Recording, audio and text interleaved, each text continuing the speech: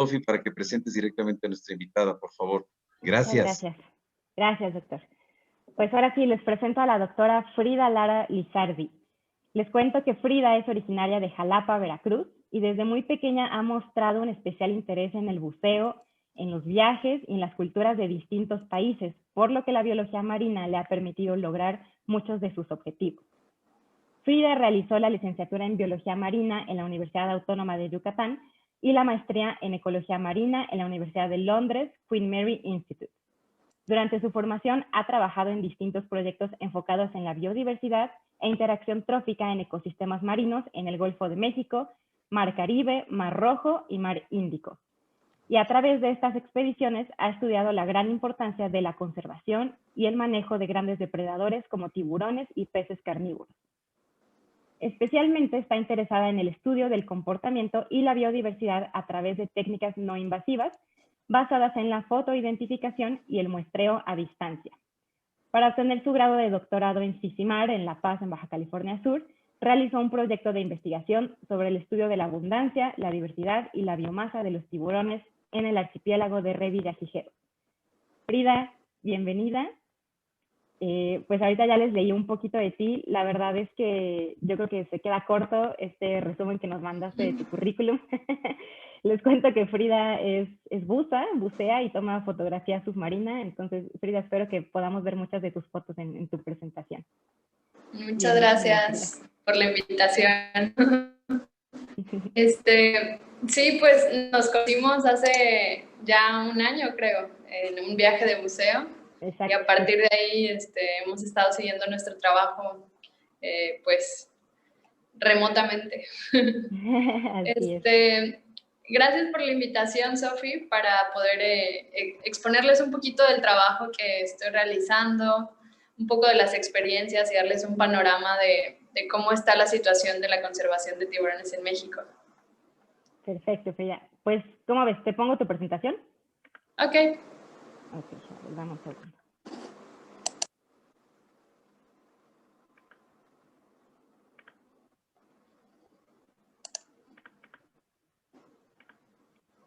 A ver, ahí ya la pueden ver, ¿verdad?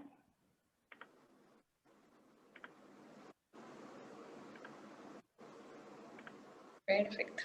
¿Ya la ves? Ok. Tú me vas diciendo conforme necesites los cambios. Voy a apagar mi cámara y mi micrófono, pero aquí ando, Frida. Ok, muy bien. Bueno, pues muchas gracias a todos por participar en esta conferencia. Es un honor para mí poder platicarles un poco sobre mi trabajo y sobre lo que hemos estado desarrollando en los últimos años.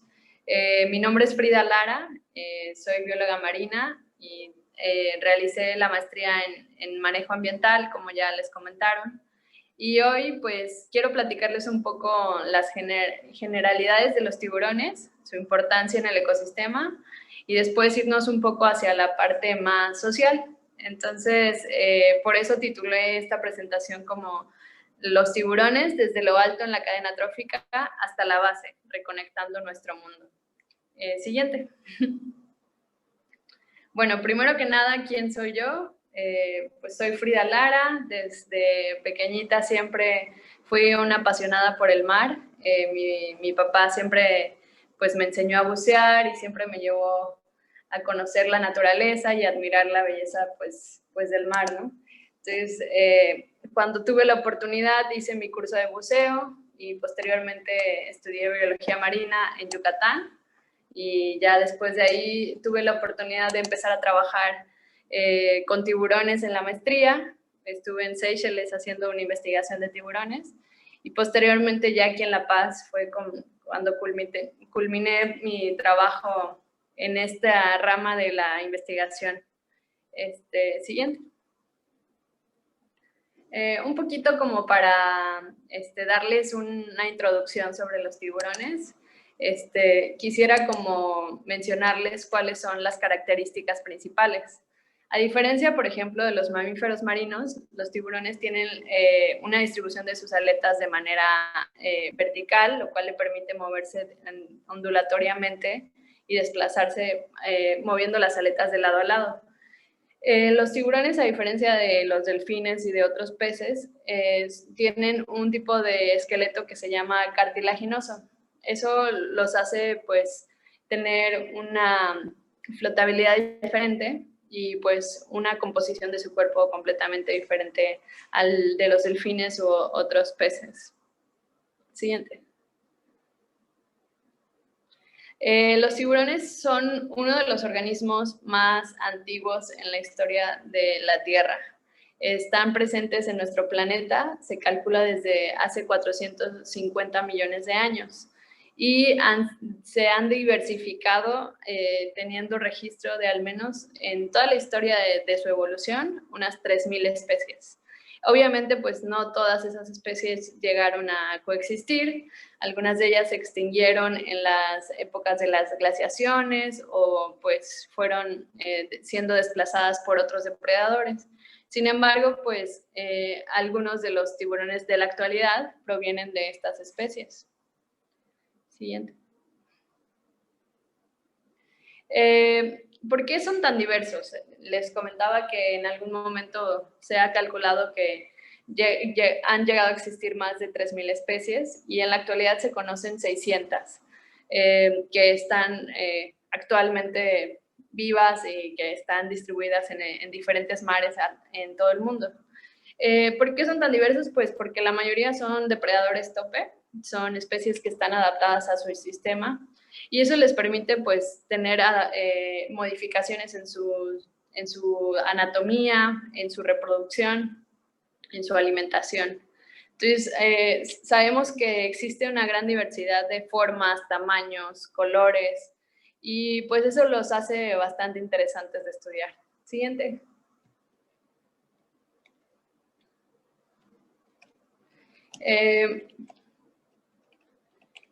Aquí en México y en la región sabemos que existe una gran diversidad de especies, tanto en el lado del Atlántico como del Pacífico. Se conocen al menos unas 80 especies de tiburones en la zona pues, del Pacífico este tropical, y en la zona del Caribe también estamos hablando de más de 100 especies de tiburones.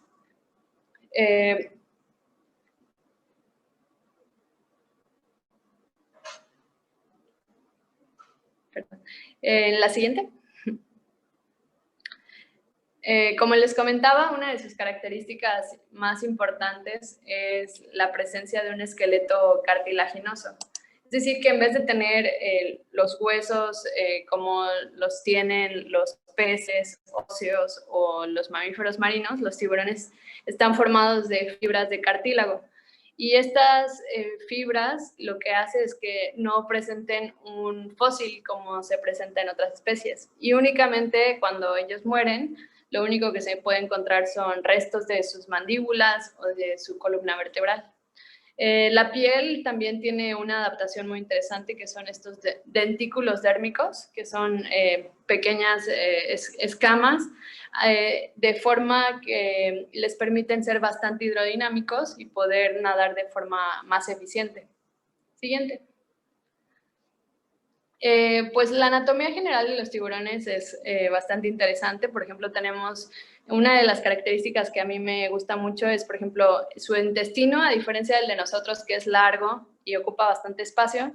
Un tiburón tiene un intestino de forma en espiral, lo cual le permite tener una mayor superficie para la digestión en un espacio muy pequeño. Otra característica importante de los tiburones es que el hígado ocupa 2/3 partes de su peso, de su masa corporal, ya que es un órgano muy importante para la flotación y también para el control de las sales, ¿no? Entonces, es también un órgano muy delicado, por eso cuando los tiburones llegan a tener encuentros con delfines u otros depredadores, intentan evitar el tener algún impacto en el hígado.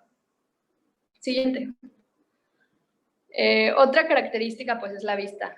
Algunos de ellos tienen una vista de menos de 100 metros y presentan una membrana que se conoce como membrana nictitante, la cual les permite proteger sus ojos cuando están atacando, por ejemplo, a un lobo marino o a otro tiburón. Entonces, ponen esta capa esta membrana y eso les permite protegerse contra su presa. Pueden, por ejemplo, ver casi 360 grados de manera vertical, pero no hacia adelante o detrás de ellos, lo cual define mucho su comportamiento. Siguiente. Otra característica muy importante es las ámpulas de Lorenzini. Los tiburones tienen la capacidad de detectar los campos eléctricos que se producen por otros microorganismos, por otros organismos, especialmente sus presas. Uno de los ejemplos más claros es el tiburón martillo, el cual tiene la cabeza en forma de martillo. Se cree para poder tener una mayor área donde puedan tener este tipo de células y sensores que les permiten detectar a sus presas incluso cuando se encuentran debajo de la arena. Siguiente. Otra característica, por ejemplo, es la línea lateral. Esta simplemente son una línea de sensores que están a lo largo de todo su cuerpo y les permiten detectar las ondas del agua, los movimientos de otros peces o presas, incluso, pues, aunque estén no directamente enfrente de ellos. Siguiente. Una de las especies de tiburones más peculiares es el tiburón blanco. Y al igual que él y el mako, tienen la capacidad de regular su temperatura corporal, incluso teniendo una temperatura de 5 grados mayor a la que está en el ambiente externo. ¿Cómo lo hacen? Pues tienen una red maravillosa, la red de Mirabilis, que lo que hace es que la sangre que está caliente y los órganos que están calientes transmiten su temperatura a la sangre que se acaba de filtrar que trae oxígeno. De esta forma ellos pueden acumular esa temperatura y están aislados de cierta manera para que su cuerpo esté un poco más caliente que el exterior. Siguiente. La respiración, muchas personas preguntan, ¿no? Los tiburones no pueden dejar de nadar. Eso es verdad, algunas especies de tiburones necesitan la filtración del agua marina para obtener el oxígeno a través de sus branquias. Sin embargo, existen algunas excepciones. Por ejemplo, el tiburón gata es una de las especies que cuenta con músculos en los opérculos branquiales que les permite absorber el agua, de manera que no tienen que estar nadando todo el tiempo. Siguiente. Alimentación, pues tenemos una gran diversidad. Especies que, por ejemplo, se alimentan de focas, de tortugas, de lobos marinos, y todo esto va a definir sus comportamientos y su anatomía. Entonces, obtenemos, por ejemplo, ejemplos del tiburón tigre, que tiene una mandíbula especializada para poder capturar a sus presas y poder, por ejemplo, romper el caparazón de las tortugas, así como los dientes aserrados del tiburón blanco. Siguiente. Y esta alimentación va cambiando a lo largo del tiempo. Por ejemplo, los tiburones blancos adultos tienen una alimentación basada sobre todo en mamíferos marinos. Y cuando son juveniles se alimentan principalmente de peces. Entonces podemos observar cómo incluso su dentadura cambia a lo largo de su vida. Y así también se espera que cambie su necesidad energética. Entonces, cuando son juveniles se encuentran sobre todo en zonas someras, y cuando son adultos ya viajan a aguas oceánicas donde encuentran presas más grandes. Siguiente. En reproducción también tenemos una gran diversidad. Existen tiburones que se reproducen a través de un huevo y otros tiburones que se reproducen a través de la placenta. Son vivíparos o ovovivíparos. Siguiente. Aquí hay un ejemplo para identificar machos y hembras. Los machos presentan estos dos órganos que son como unos pequeños tubitos que salen de la aleta anal y estos tubitos son los órganos reproductores, los penes. Entonces estos se introducen en la cloaca de la hembra y es así como se realiza la reproducción. Siguiente. En el ciclo reproductivo tenemos que los adultos normalmente se reproducen en montañas submarinas o en sitios oceánicos. Después las hembras se acercan a zonas más someras, como los manglares. Ahí dan a luz a las crías y cuando las crías aprenden a cazar y aumentan su tamaño, emprenden un viaje hacia las zonas más oceánicas. Siguiente. Aquí les pongo un ejemplo del tiburón placentado. Entonces, básicamente, pues es como parecido a los mamíferos marinos, presenta una placenta adentro, tiene una obtención de nutrientes a través de el cordón y utilizan el saco vitelino para obtener los nutrientes dentro de la madre. Cuando ya los tiburoncitos están suficientemente maduros, nacen, ¿no? Pero ya están libres y no tienen cuidado parental, o sea, ni las madres ni los padres van a cuidar a los juveniles. Siguiente. ¿Por qué tienen una gran importancia ecológica y por qué es importante su conservación? Siguiente. Bueno, sabemos que los tiburones son depredadores tope. Eso quiere decir que mantienen el balance dentro de las poblaciones y la salud. ¿Cómo lo hacen? Pues controlan las poblaciones de las presas y así las que se encuentran más abajo en las redes tróficas. Siguiente. Por ejemplo, los tiburones pueden controlar especies que tienen alguna enfermedad, ¿no? Entonces, se eliminan aquellos individuos que tengan algún virus o alguna bacteria y de esa forma garantizan que la población sigue sana. También controlan poblaciones de especies invasoras o aquellas que puedan afectar la dinámica del ecosistema. Por ello se dice que los hacen más productivos. Siguiente. Pues aquí también hay un ejemplo, no todos son depredadores tope, hay algunos tiburones que son considerados mesodepredadores, o sea que no se comen a todos, no están hasta arriba en la cadena trófica, sin embargo, pues también tienen una importancia, solo que no tiene pues un efecto tan importante como es el caso de los depredadores tope. Siguiente. Actualmente se calcula que un 30% de las especies están en peligro de extinción. Esto se debe a que tienen una reproducción bastante lenta y esto hace que las especies pues se vean afectadas por la pesca y por los impactos humanos. Siguiente. Sabemos, por ejemplo, que algunas especies, como el tiburón blanco, se reproducen cada 3 años y solo producen una cría. Y para que las crías lleguen a estado adulto, pueden pasar hasta 15 o 20 años. Entonces, la pérdida de hábitat, la pesca excesiva, afecta de manera importante a la especie, ya que pues no tienen una gran fecundidad como otras especies como los peces o algunas aves. Estos individuos tienen ciclos de vida muy largos, una madurez sexual muy tardía y una baja fecundidad. Por ello, la destrucción de sus hábitats puede causar grandes problemas. Siguiente. La pesca industrial, pues sí, no es selectiva, a veces pesca especies que no son objetivo, de tallas pequeñas e incluso cuando estas redes se llegan a atorar en arrecifes o en corales, pues se llaman redes fantasmas, son estas redes que se quedan atrapadas en el fondo y pues siguen trabajando, entonces atrapan otras especies que ya no representan un beneficio para la pesca, ya son redes que se van a quedar ahí años y años y pues pueden producir un impacto en las poblaciones.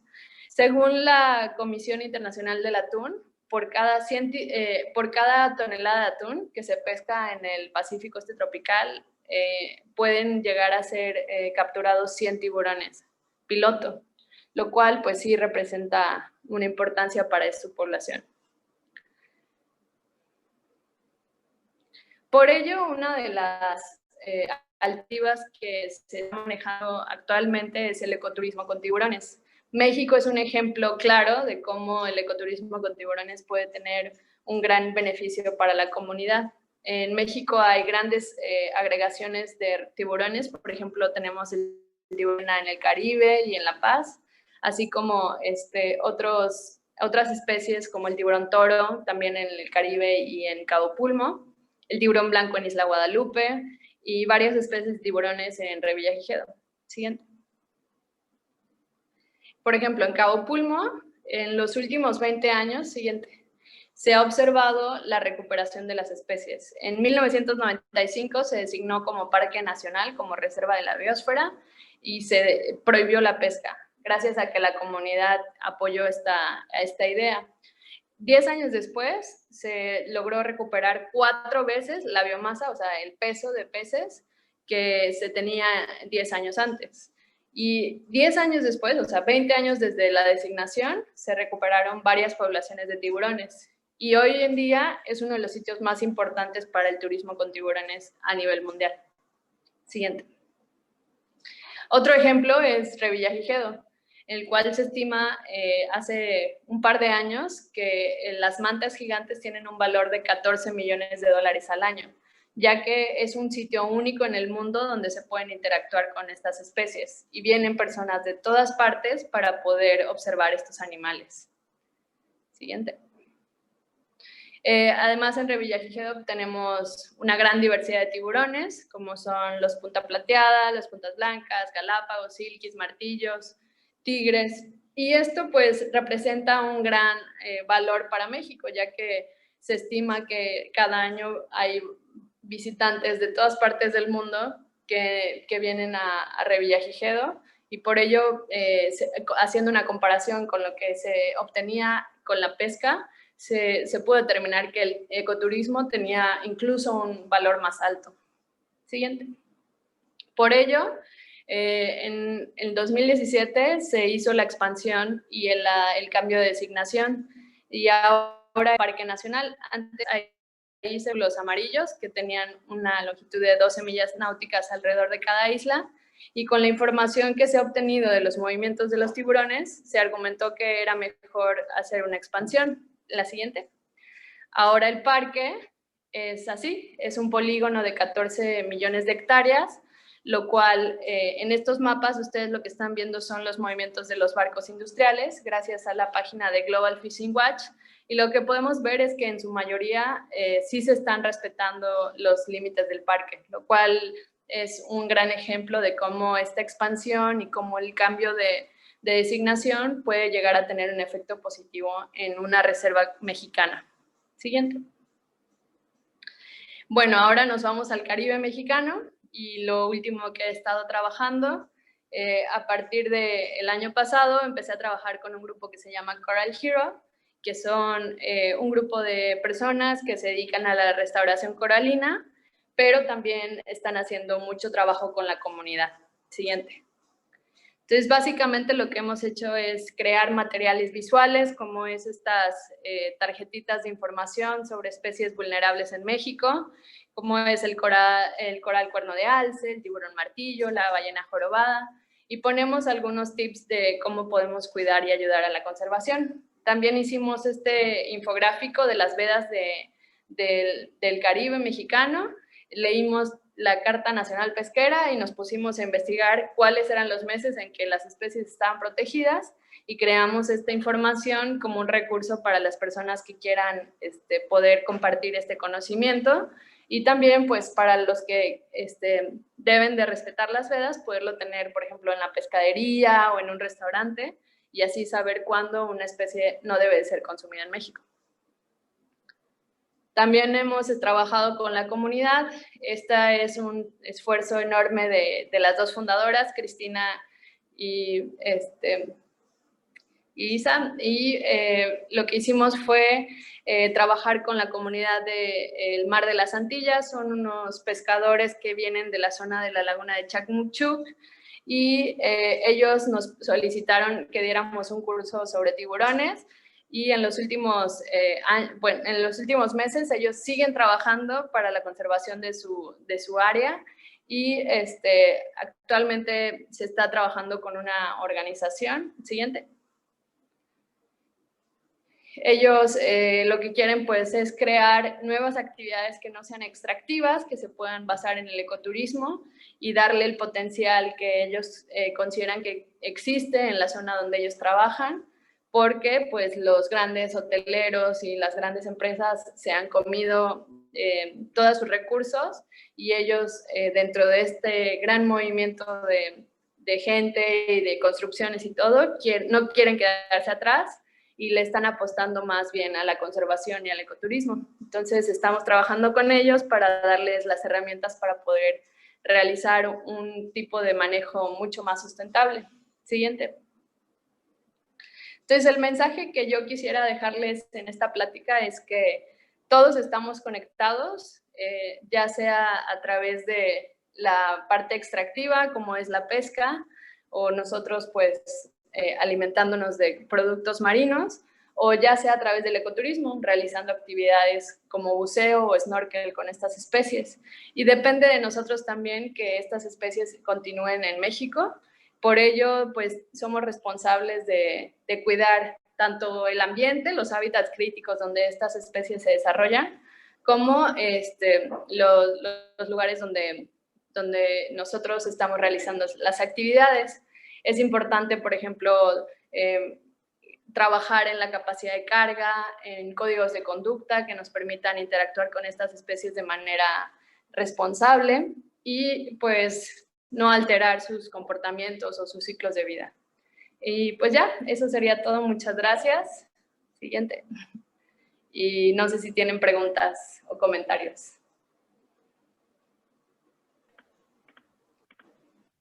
Listo, Frida, muchísimas gracias. Qué padre tu presentación. Sí, te están llegando comentarios aquí, te están felicitando. Nos dice Jess, hay muchas cosas que desconocemos y que con este tipo de investigaciones podemos conocer, aunque sea un poquito. Sí, definitivamente, estoy de acuerdo. Frida, a mí me queda una duda. En esto Sí. que nos explicas bueno, me llamó mucho la atención este polígono que expandieron de las islas de Revilla, ¿no? Que eran como los puntitos antes alrededor de la isla y ahora es todo el cuadrante. ¿Qué han visto, tú que llevas varios años buceando por ahí en Revilla, has visto como una diferencia visual significativa desde que sucedió esto? En cuanto a cantidad de especies o este tipo de cosas. La verdad es difícil determinarlo, o sea, creo que para ser objetivos tiene que pasar más tiempo para poder de verdad demostrar que sí hay un efecto. Sin embargo, pues sí es importante seguir tomando datos, hacer un monitoreo. Estamos trabajando con el parque para que se creen las técnicas más estandarizadas para que ellos puedan seguir tener un seguimiento de estos cambios, ¿no? Pero cualitativamente, hablando con los guías de buceo, sí hemos observado un cambio, por lo menos en ciertas especies, llegan a verse con más frecuencia, por ejemplo, las grandes escuelas de atunes o especies de túnidos picudos que a lo mejor antes, pues sí, o sea, a mí me tocó observar helicópteros encima de roca partida buscando las grandes agregaciones de atunes para poderlos pescar con redes, ¿no? Entonces, sí, de verdad, sí, yo creo que sí hay un efecto al momento cuando empiezan a regularse ese tipo de actividades. Pero, pues, con los años se va a poder ver ese cambio. Claro, sí, sí, sí. Oye, a ver, nos llegan más preguntas. Nos dicen, ¿hay apoyo por parte del gobierno mexicano para la conservación de los ecosistemas marinos y por ende de los tiburones? ¿Y qué otras especies cohabitan con ellos? Sí existen apoyos, por ejemplo, existen los programas de PROCODES y PRORES, que son programas diseñados para la conservación o la restauración de los arrecifes y de los ecosistemas terrestres y marinos. Sin embargo, pues en el gobierno actual sí ha habido muchos recortes y varios de estos programas se han descontinuado. Entonces, se tiene que trabajar mucho con la comunidad, buscar fondos internacionales del extranjero que puedan apoyar a este tipo de iniciativas. Sin embargo, pues yo creo que a veces no es tanto la cantidad de dinero que tengas, sino más bien la voluntad por apoyar. Entonces, se pueden hacer muchas cosas a través de iniciativas de la comunidad. Entonces, por ejemplo, en Cabo Pulmo, los mismos locatarios son los que realizan la vigilancia del parque. Entonces, si uno aporta tiempo, esfuerzo, dinero, pues es más posible poder realizar este tipo de vigilancia. Ok, ok. Y bueno, quedaron dudas, Frida, con la regulación de la temperatura de los tiburones. Si nos puedes como volver a contar cómo funciona esta parte de que ellos regulan su temperatura corporal. Sí, pues hace cuenta que, por ejemplo, hay varios animales, hay varios ejemplos. Por ejemplo, los patos cuando están en el hielo, tienen el mismo sistema. Lo que hacen es que la sangre que ya viene caliente del metabolismo, del movimiento y todo, que ya se utilizó, pasa cerca de la zona donde está la sangre que se acaba de oxigenar. Entonces, es un sistema vascularizado en ciertas partes del cuerpo, por ejemplo, donde está el cerebro, donde están los órganos como el corazón, que tienen más vasos, los cuales lo que hacen es como si fuera un refrigerador integrado, ¿no? Entonces, lo que hace es transmitir ese calor que ya se produjo por el movimiento, por el metabolismo, a la sangre o a los tejidos que pues se encuentran más externos y que tienen pues más intercambio de temperatura. Entonces, por ejemplo, el tiburón maco, el blanco y el salmón shark son especies que pueden vivir incluso en aguas bastante templadas o hasta polares, ¿no? Y pues mucha gente se preguntaba, ¿cómo es posible que un tiburón pueda vivir debajo del hielo? Entonces fue que se descubrió que era gracias a este tipo de adaptaciones. Wow, qué loco. Mira, esa no me la sabía, qué interesante. Sí. Súper, Frida, muchas gracias. Oye, te pregunta aquí Ana, dice, en Galápagos sufrieron un ataque de barcos pesqueros de China. ¿Están preparados en Revilla, supongo, para prevenir un ataque similar? Pues no es un ataque en sí, o sea, son años y años de depredación y a veces están soportados por el mismo gobierno.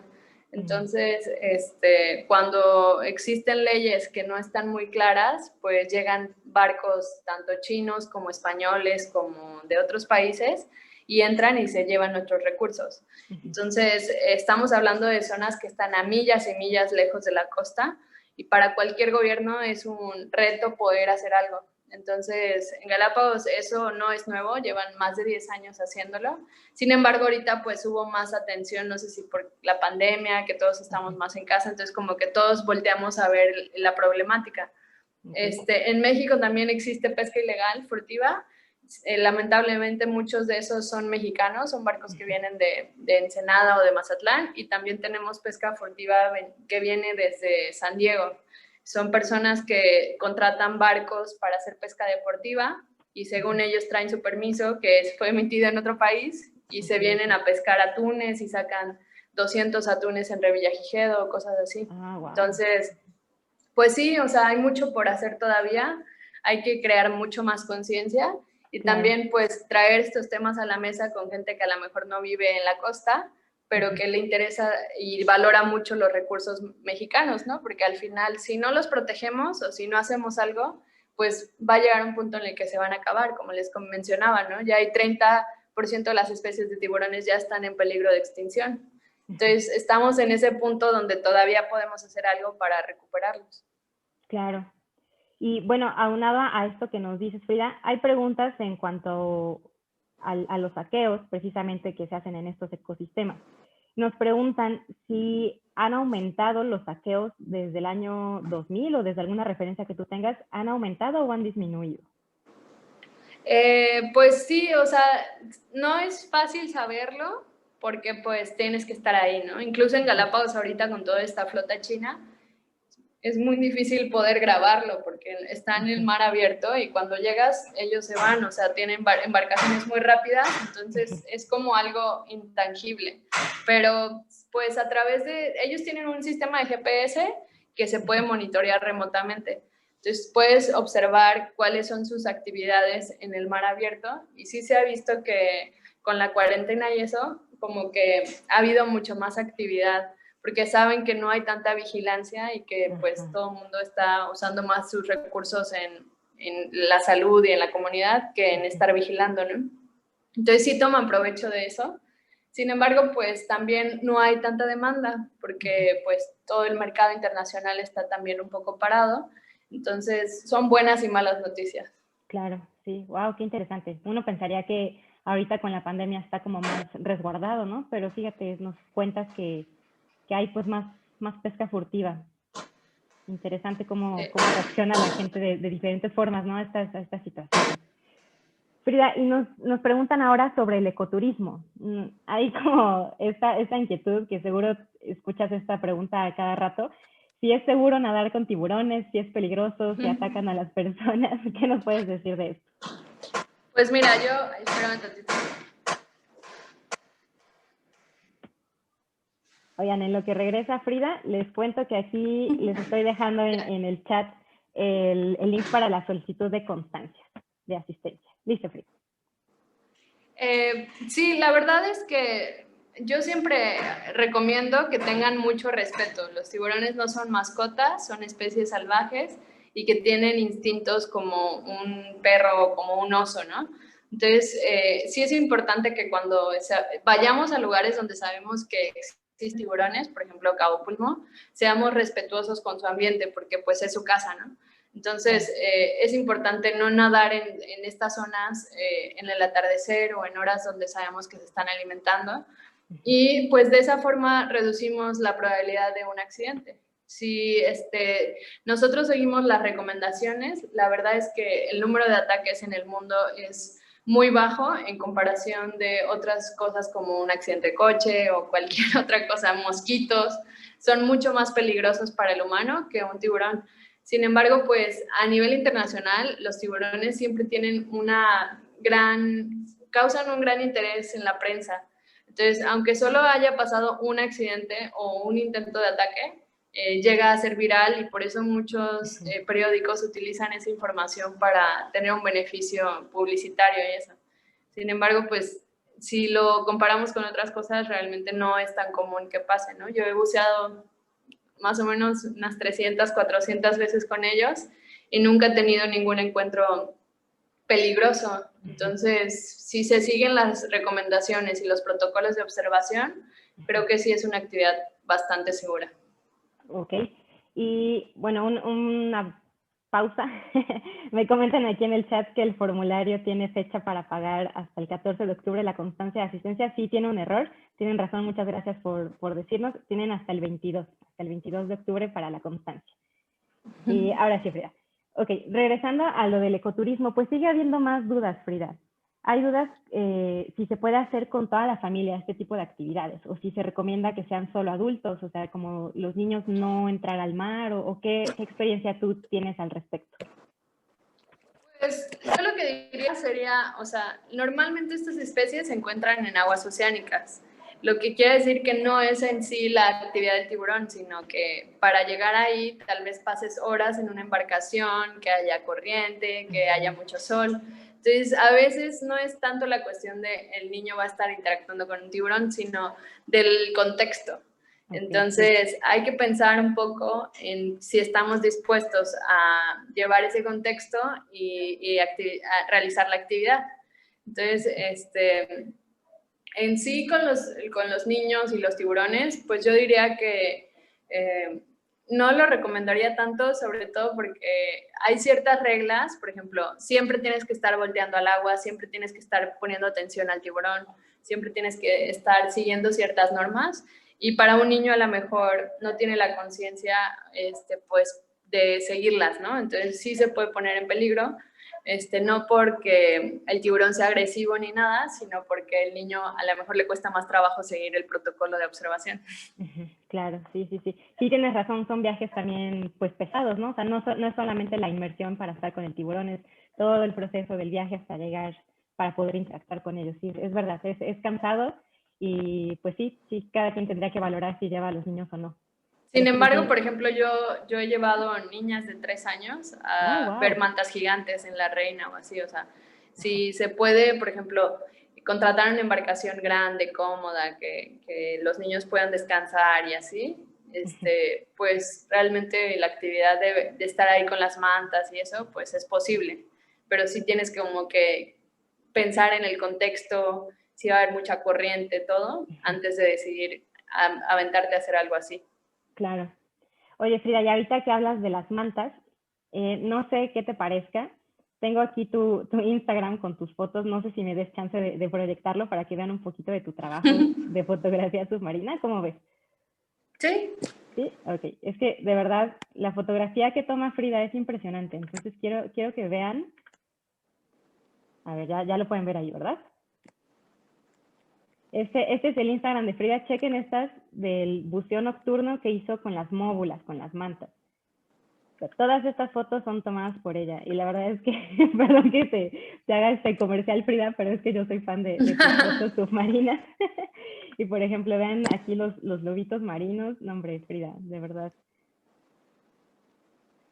Esas las tomó un amigo hace un par de días. Yo cuando estoy guiando, cuando voy de líder de viaje, casi nunca tomo fotos, pero cuando se puede, sí, me encanta la fotografía submarina. ¿Esta eres tú aquí en la foto? Sí, sí, me la tomaron en Cabo Pulmo hace como un mes.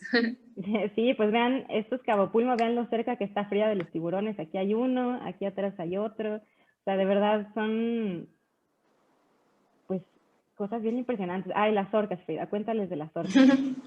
Eso fue hace un mes y medio en Isla Cerralbo. Un poco también, no solo es la parte científica, sino también documentar y compartir la belleza de nuestros ecosistemas, ¿no? Entonces, el poder a ustedes enseñarles lo que tenemos en México, que a veces no nos enteramos, ¿no? Solo vemos los anuncios de Cabo y los hoteles y el Spring Break, pero no pensamos que a lo mejor en vez de ir a SeaWorld o en vez de ir a un delfinario, puedes pagar una expedición y te vas un día al mar y pues te encuentras cosas increíbles aquí, ¿no?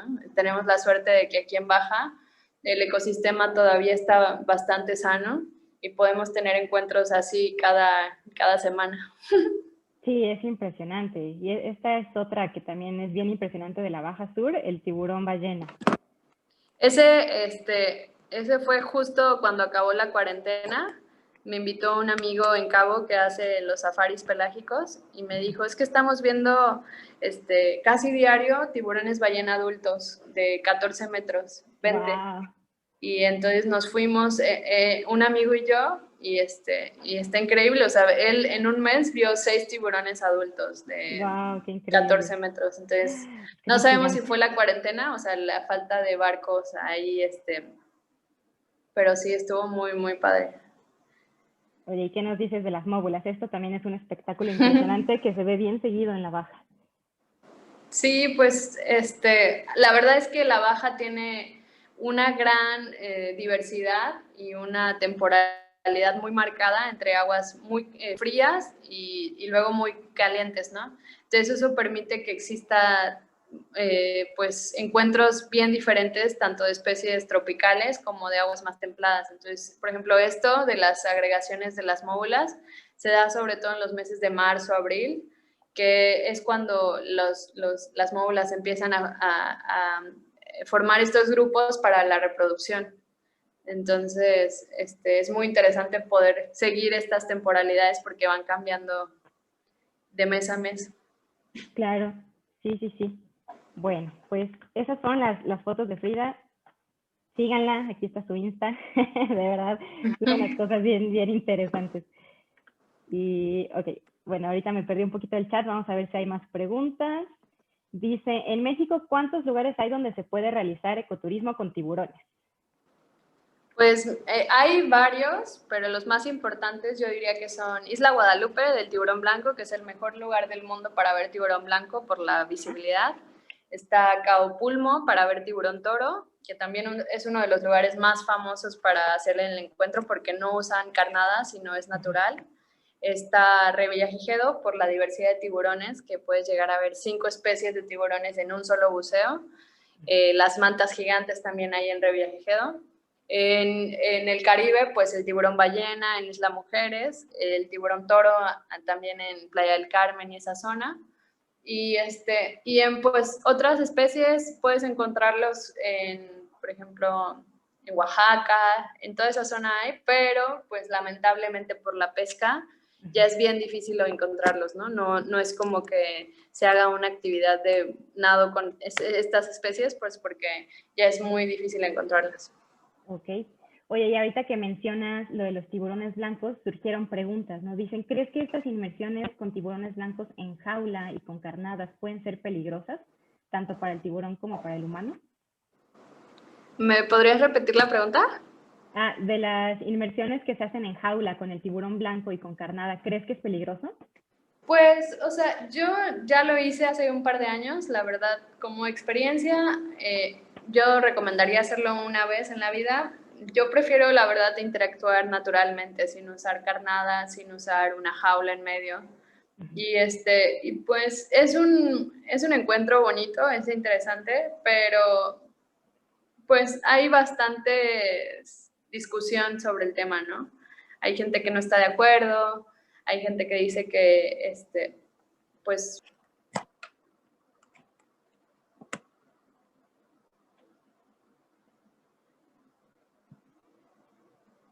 Ya no escucho.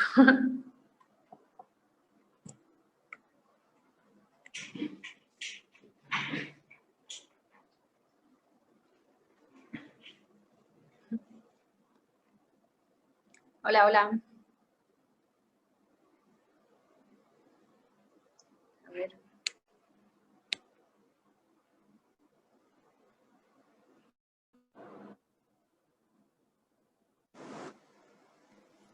¿Ya me oyes? Ya. ¿Ya?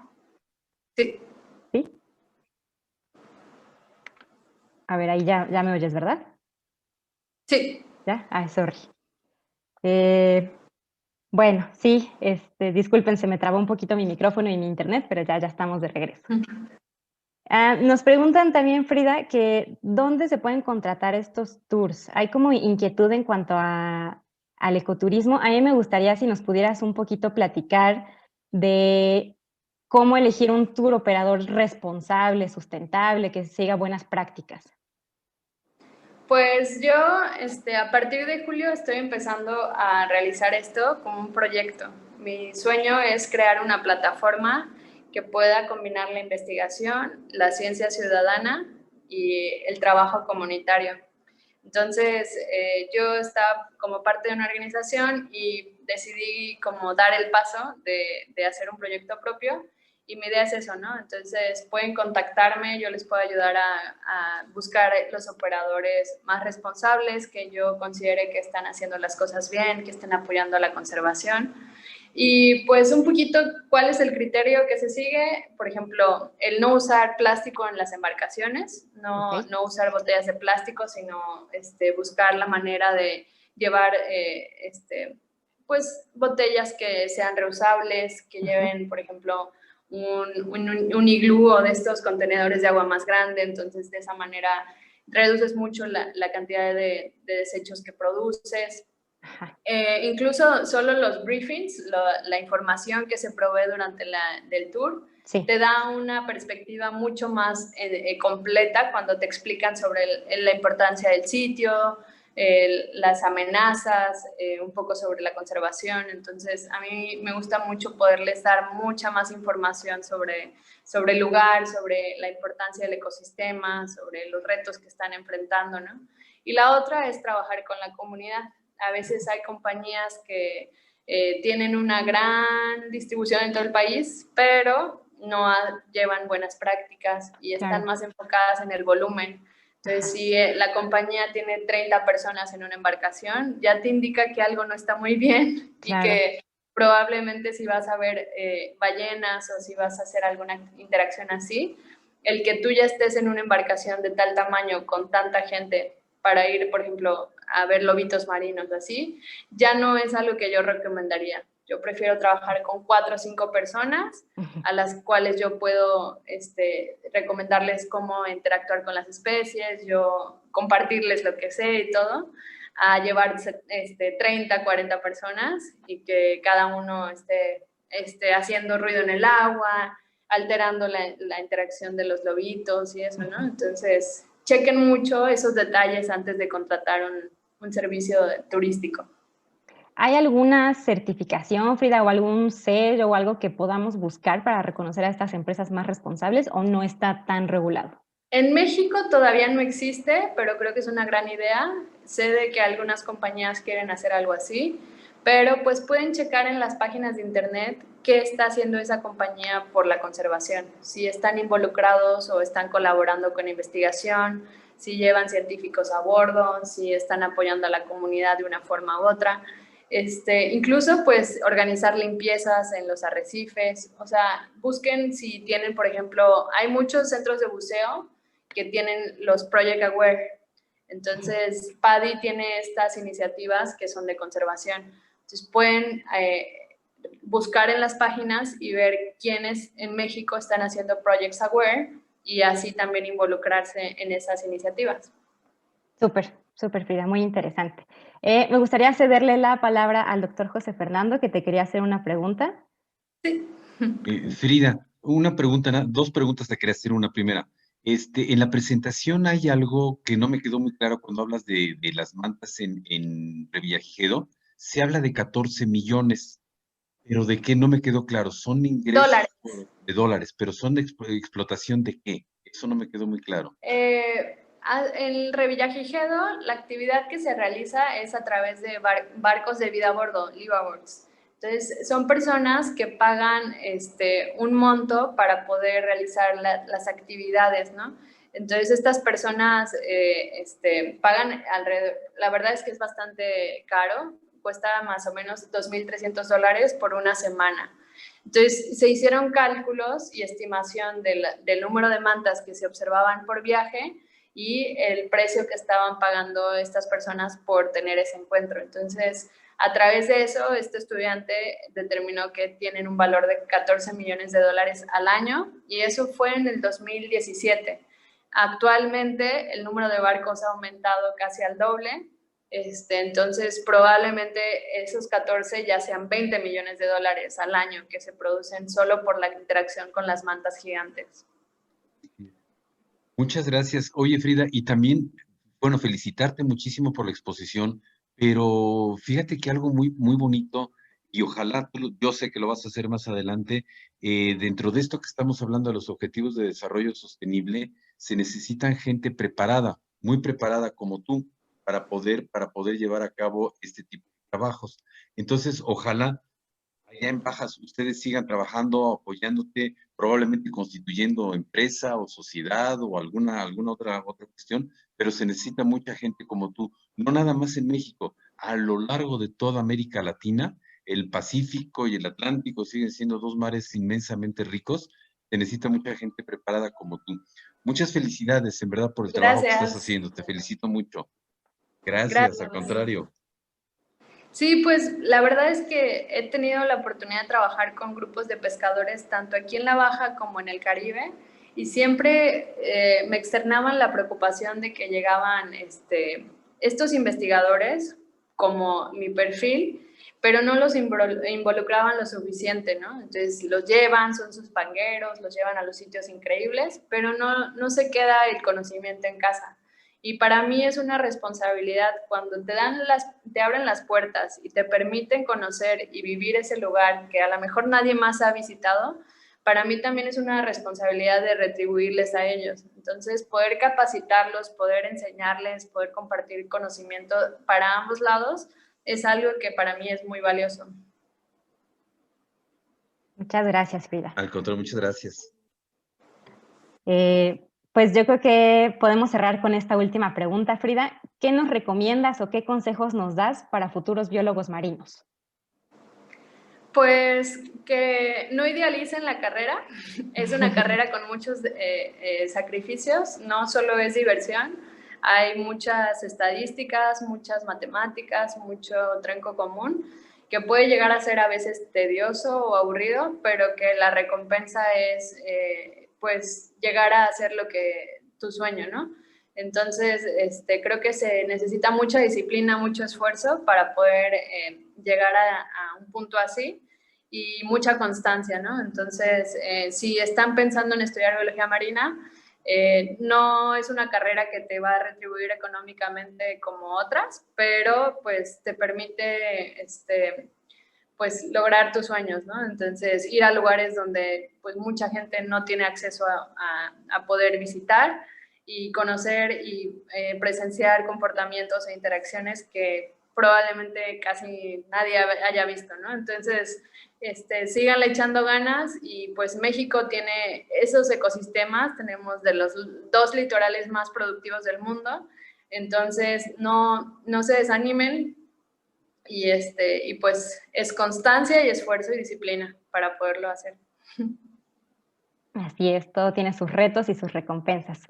Frida, Sí. pues ya no tenemos más preguntas. Muchísimas gracias a ti por haber estado aquí el día de hoy. Muchísimas gracias a los asistentes por su participación. Hubo muchas preguntas, estuvieron aquí todos muy activos en el chat, Frida. Te mandan a felicitar. Luego me las mandas para Ándale, contestar. ándale. Pues las respondimos casi todas. Okay. Algunas se repetían, sobre todo en cuanto a ecoturismo y el peligro de los tiburones. Muchos preguntaron sobre eso. Entonces creo que cubrimos en su mayoría todo lo que nos preguntaron. Y pues sin más, agradecerte, Frida, por haber estado este día aquí con nosotros. Pues espero podernos ver pronto. Sí, aquí te esperamos con mucho gusto. Sí. Gracias a ustedes por la invitación y por el interés de todos de quedarse hasta el final a escuchar un poco de la plática. Y pues no duden en contactarme. Sofi ya tiene mi Instagram, tiene mi correo también. Entonces, si tienen alguna duda en cuanto a si quieren venir aquí o si quieren estudiar cuestión académica, profesional o colaboración, yo estoy súper contenta de poderles apoyar y pues un gusto poderles compartir un poquito de la Baja y de los recursos que tiene México. Así es, sí, no, de verdad, la Baja es una cosa maravillosa. Si alguien no ha visitado, vayan, es un lugar bien mágico y les va a encantar. Vayan a bucear con Frida, Frida los lleva. Ya les dejé aquí el Instagram de Frida, @FridaLaraL, para que la puedan seguir y puedan ver ahí sus fotos. Y pues muchísimas gracias por haber estado aquí el día de hoy a todos. Les recuerdo que la próxima semana tenemos otra vez conferencia el día jueves a esta misma hora y vamos a estar hablando sobre Agenda 2030, específicamente en trabajo decente y en derechos humanos. Entonces va a estar muy buena, muy interesante. Ojalá puedan estar aquí con nosotros y acompañarnos. Para la solicitud de la constancia de asistencia, les vuelvo a dejar el link aquí del lado derecho en su chat. Y Frida, un abrazo. Muchas gracias por haber estado aquí. Nos vemos pronto. Seguimos en contacto. Nos vemos pronto. Bye. Bye.